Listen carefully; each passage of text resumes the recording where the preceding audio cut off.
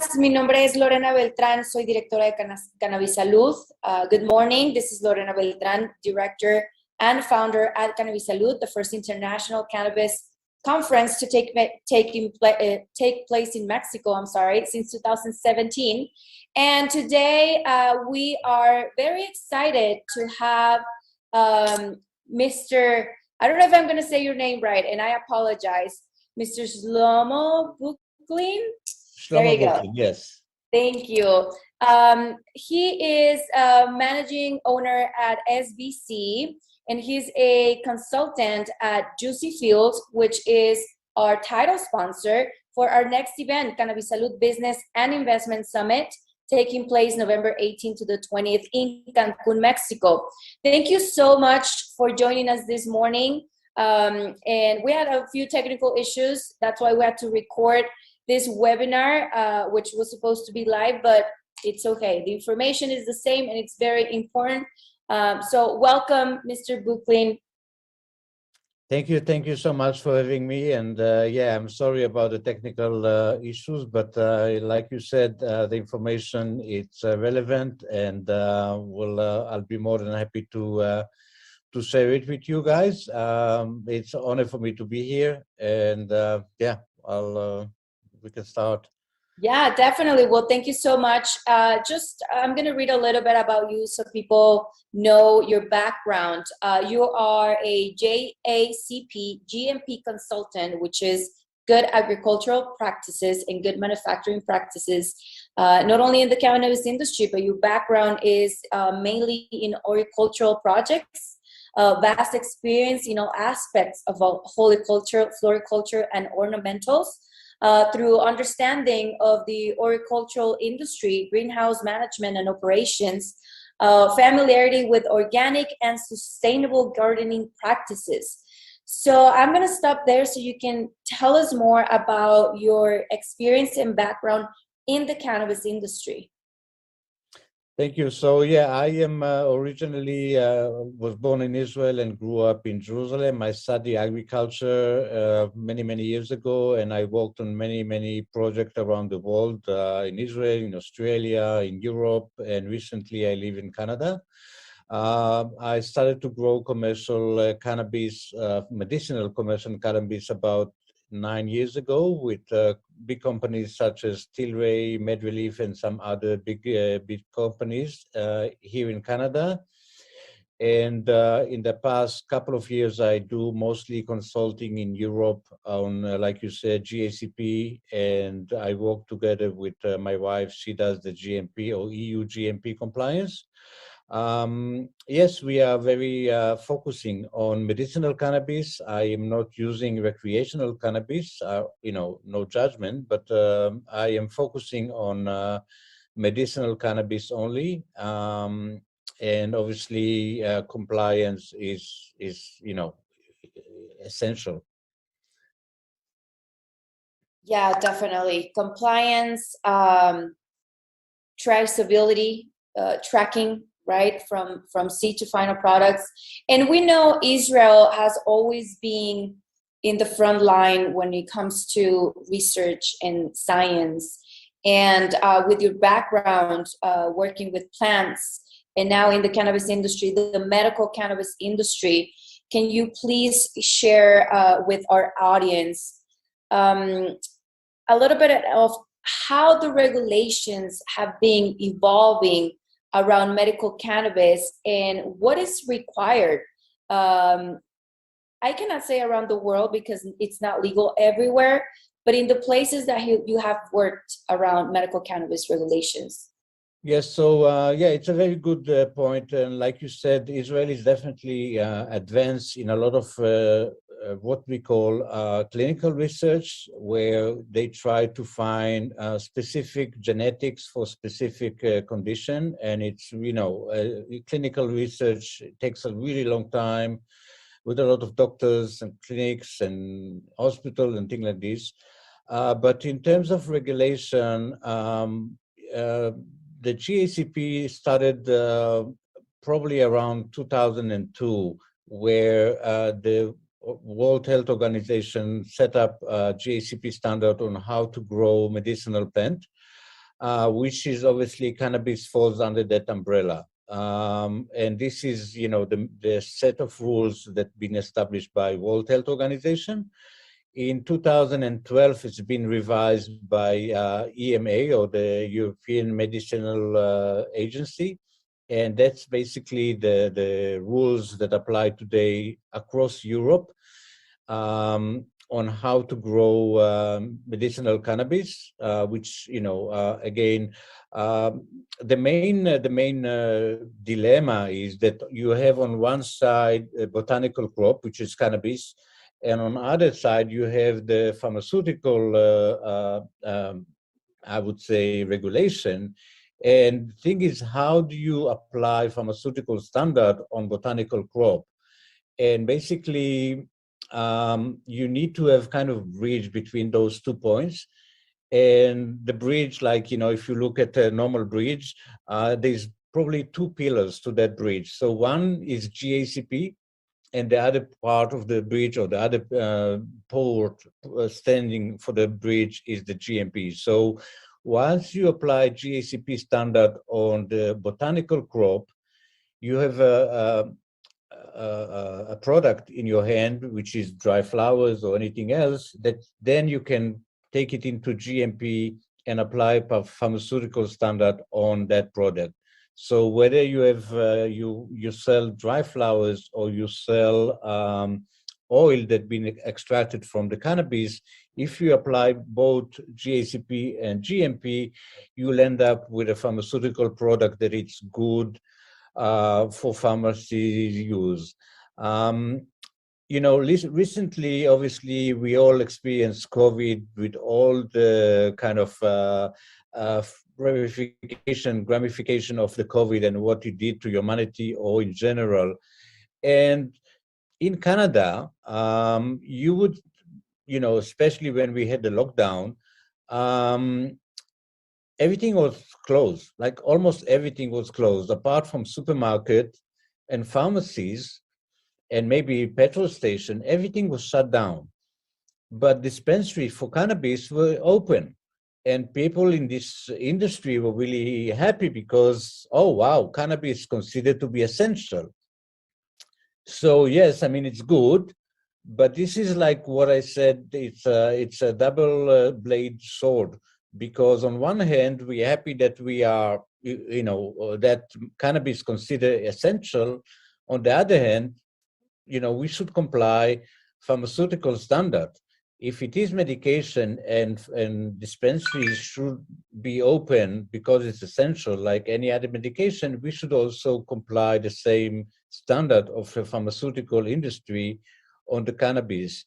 And this is the complicated part, because if you want anyone that wants to, I don't know, to start tomorrow a pharmacy, to start a factory for, I don't know, antibiotics, you know that you need to take a couple of times, you need to have a proper team, and probably a lot of regulation until antibiotics get to the pharmacy's shelf.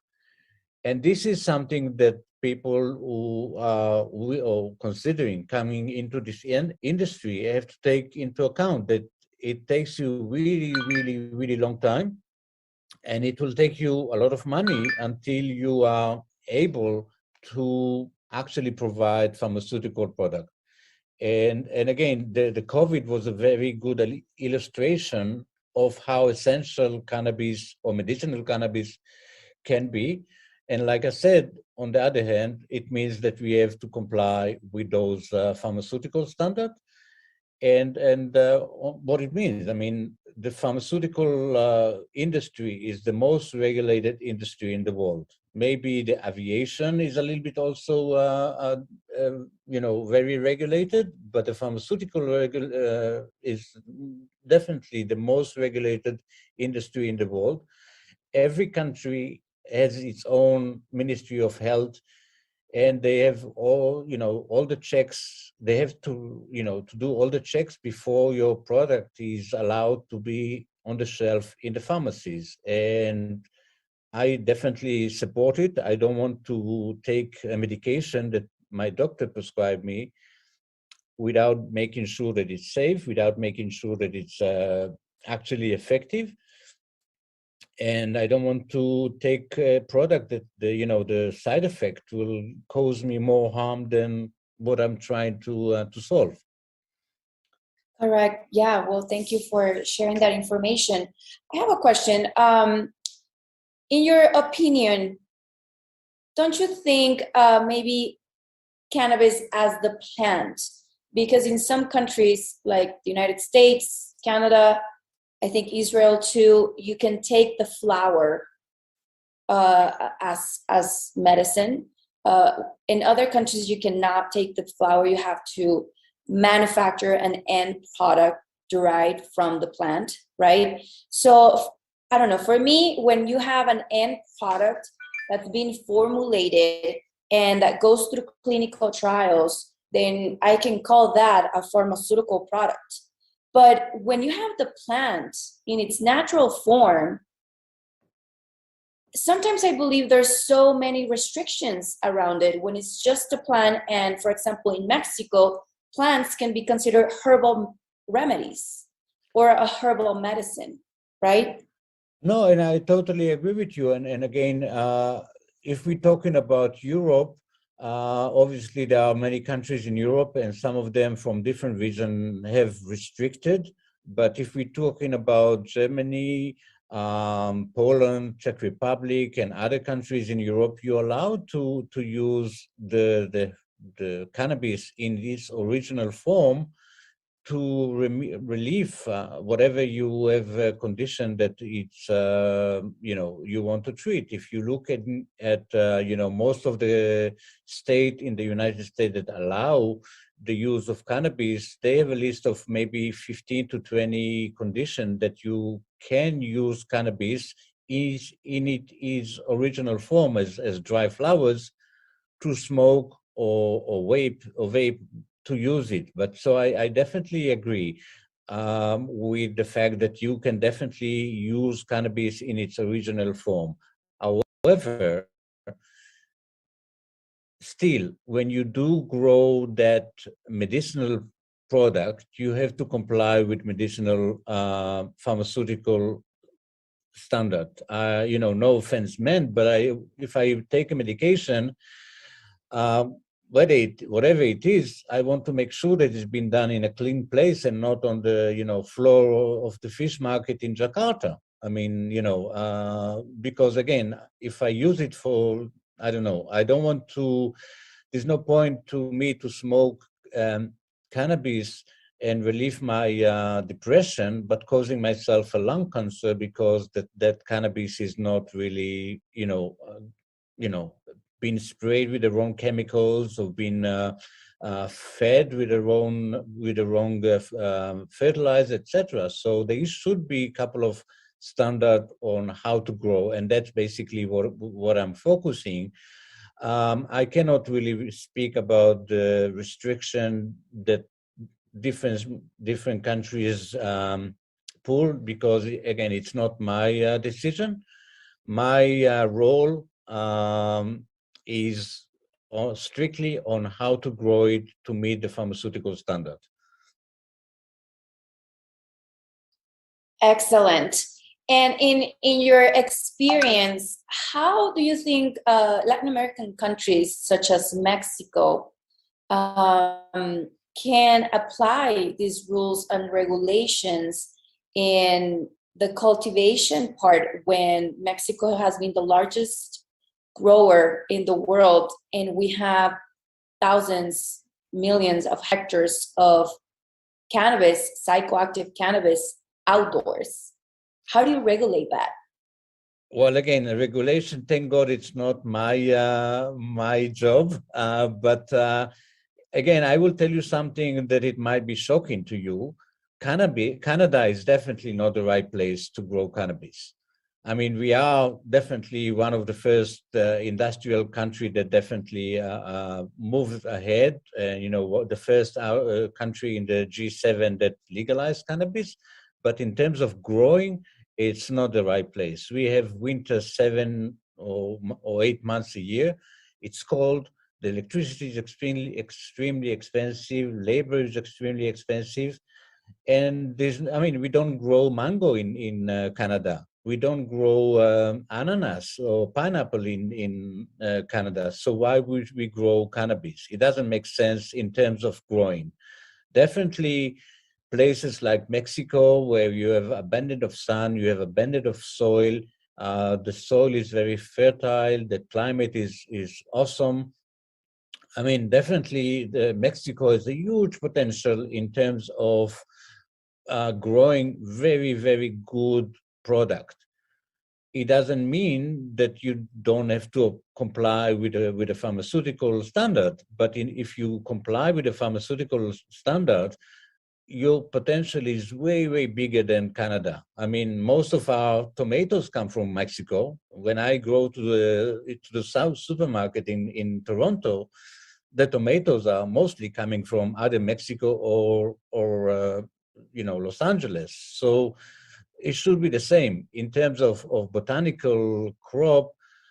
Cannabis is almost the same as tomatoes. It likes a lot of sun and it likes a lot of water.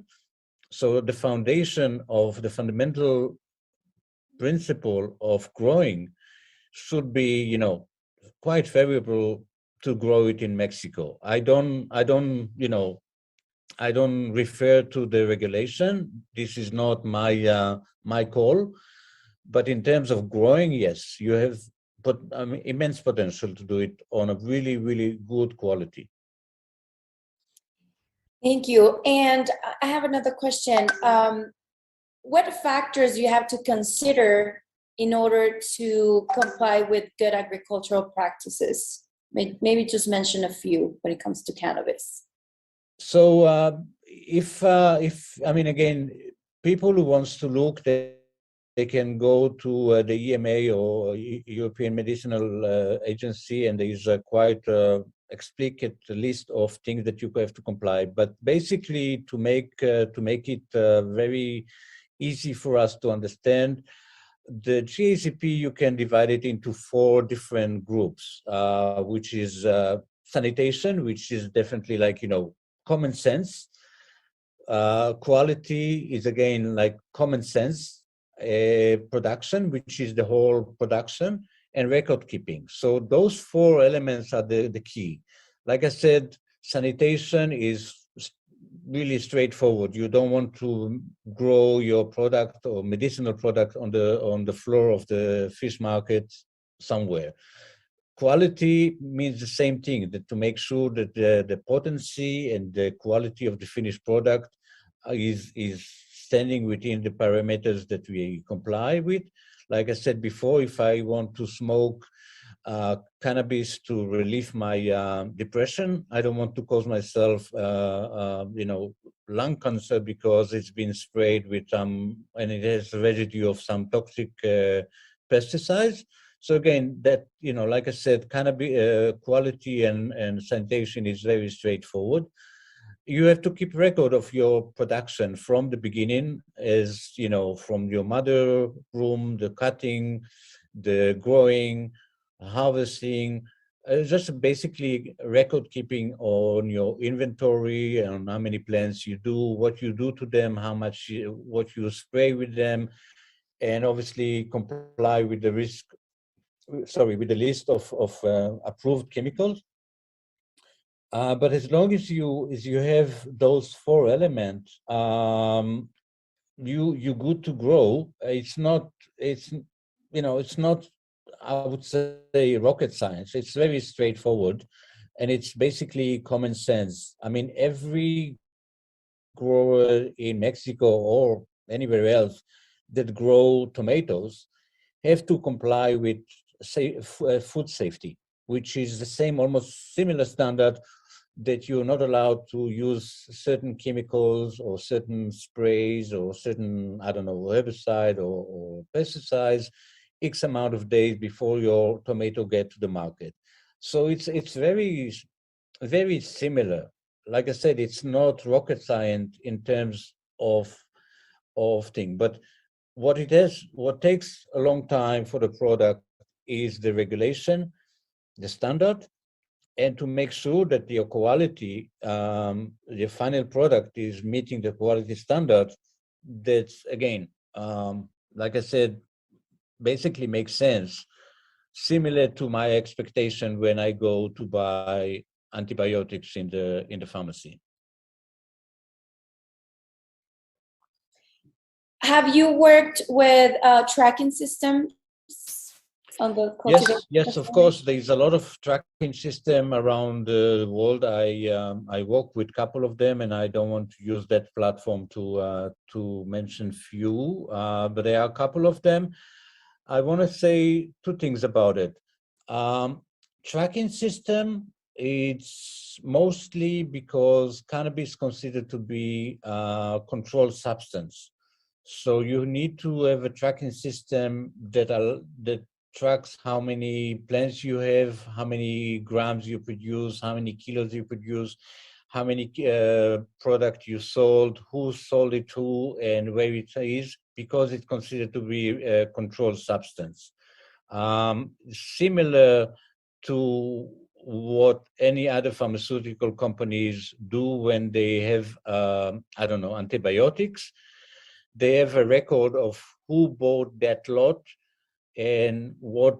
So in case you have a recall and in case you have a problem with a product, you can go and you know exactly where this product end up and which pharmacy got it, and basically go and get it from there. So you have the compliance of the tracking system that tracks basically all the way from the initial plant all the way until the finished product. And when it finishes and leaves your facility and it goes into pharmacies, you know exactly again who bought which lot, etc. So this is a tracking system. Like I said, there's plenty of system in the industry that are, they call it seed to sale. Like I said, on private, I would be more than happy to give names and reference of a couple of them. I don't want to use that platform to promote one or other. On a private, of course, I can do that.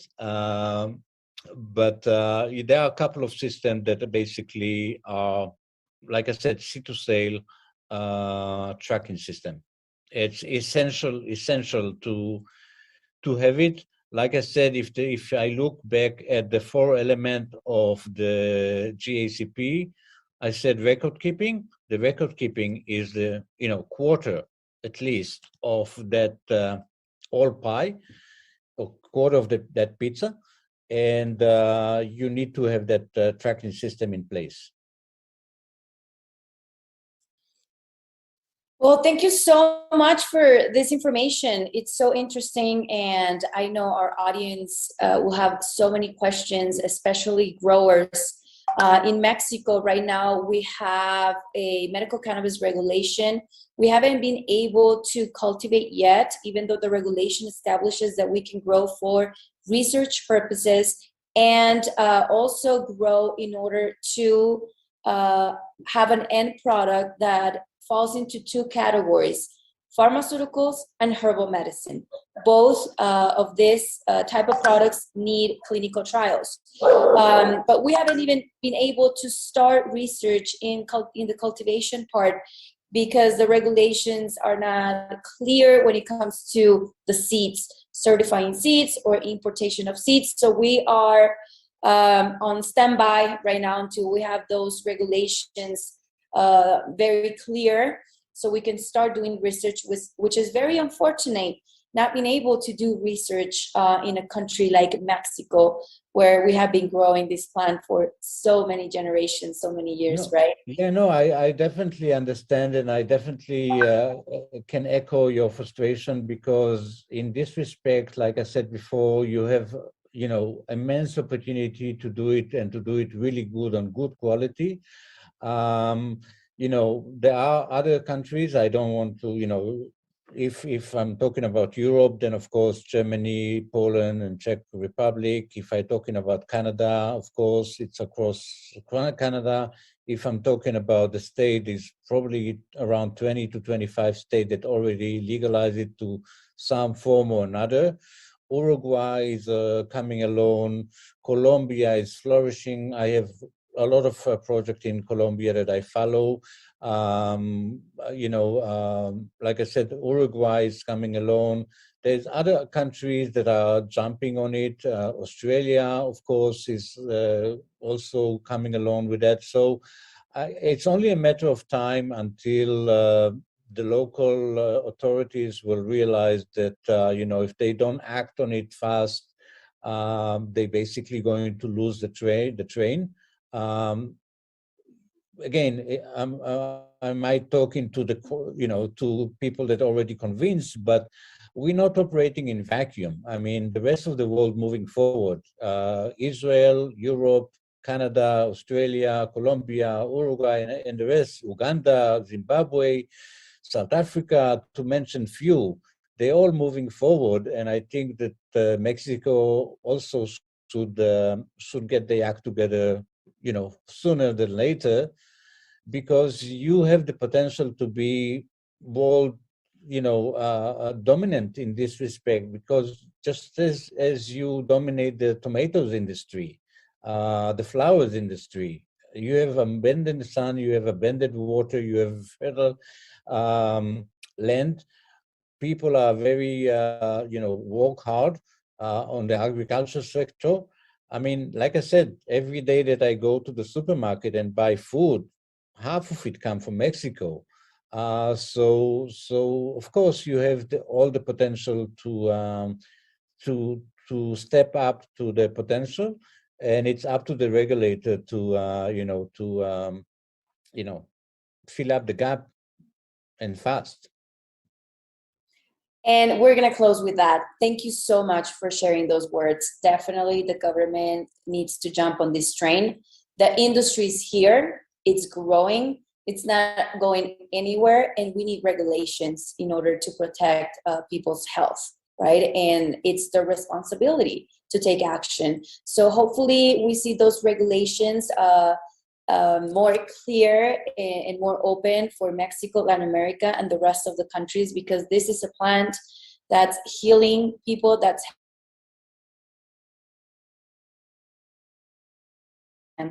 Thank you so much, Mr. Booklin, and we hope to see you in Cancun, in Mexico.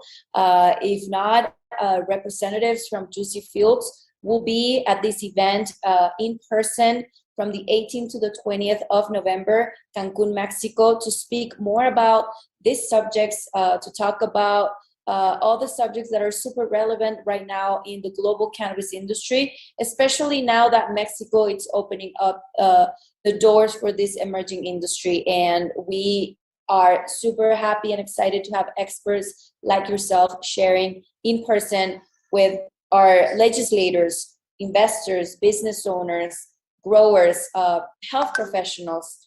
And we welcome you to Mexico. This is hopefully a place that you can come and share your experience and your knowledge. We really need it. So thank you so much. Anything you want to say before we close? No, I was definitely planning to be there, and I hope to see you in person again, of course, and to meet everyone else. Like I said, I cannot stress this enough, the potential that Mexico have. And I don't want that opportunity to go to waste. So yeah, I'll be there. I'm planning to be there. Amazing. We'll see you soon. Thank you so much. And thank you to Juicy Fields. Thank Have you. a great day. Thank you so much.